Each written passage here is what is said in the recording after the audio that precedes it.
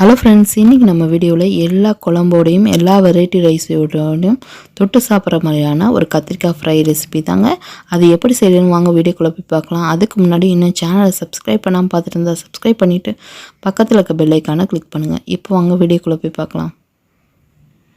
இந்த கத்திரிக்காய் ஃப்ரை செய்யறதுக்காக ஒரு கடாய் வச்சு கடாயில் 2 ஸ்பூன் அளவுக்கு எண்ணெய் சேர்த்துருக்குங்க. எண்ணெய் நல்லா காஞ்சதுக்கப்புறமா 3 பல் அளவுக்கு பூண்டு பல்லை நல்லா இடிச்சிட்டு தோலோடு சேர்த்துருக்கேங்க. இது நல்லா வதங்கட்டும். ஒரு 2 நிமிஷம் நல்லா வதங்கினதுக்கப்புறமா இது கூடவே நம்ம நறுக்கி வச்சுருக்க கத்திரிக்காய் 1/4 கிலோ அளவுக்கு கத்திரிக்காவை இது போல் நீல வாக்கில் நறுக்கி தண்ணியில் சேர்த்து எடுத்து வச்சுருக்கேங்க. இதை அப்படியே இந்த கத்திரிக்காவை தண்ணியெல்லாம் வடிச்சிட்டு இதை அப்படியே சேர்த்துக்கோங்க. நறுக்கி வச்சுருக்க எல்லா கத்திரிக்காயும் நம்ம சேர்த்துக்கோங்க. சேர்த்துட்டு இது கூடவே 1 ஸ்பூன் அளவுக்கு மஞ்சள்தூள் சேர்த்துக்கிறேங்க. மஞ்சள்தூள் சேர்த்துட்டு இந்த கத்திரிக்காய்க்கு தேவையான அளவுக்கு 1 ஸ்பூன் அளவுக்கு உப்பு சேர்த்துக்கிறேங்க. சேர்த்துட்டு நல்லா மிக்ஸ் பண்ணி விடுங்க. தண்ணி எதுவும் சேர்க்காமல் இது கத்திரிக்காய் நல்லா வேகணுங்க.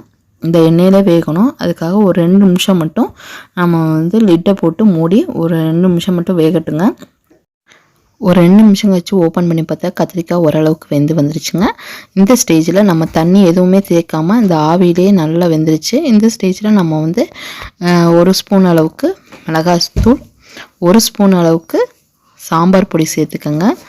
சாம்பார் பொடி சேர்த்ததுக்கப்புறமா நம்ம நல்லா மிக்ஸ் பண்ணி விட்டுட்டு இந்த எண்ணெயிலே இதில் இருக்க பச்சை வாசனையெல்லாம் போய் நல்லா வதங்கி வரட்டுங்க. நல்லா கிறிஸ்பியாக மொறுமொறுன்னு ஆகணும். அது அளவுக்கு நல்லா வதக்கி விடுங்க. ஒரு 2 செகண்ட் நல்லா வதங்கினதுக்கப்புறமா இதிலே நம்ம வீட்டில் இட்லி பொடி இருந்துச்சுன்னா இந்த இட்லி பொடியில் 2 ஸ்பூன் அளவுக்கு தூக்கிடுங்க. இந்த இட்லி பொடி தான் ரொம்ப டேஸ்ட்டு இந்த வறுவலுக்கு.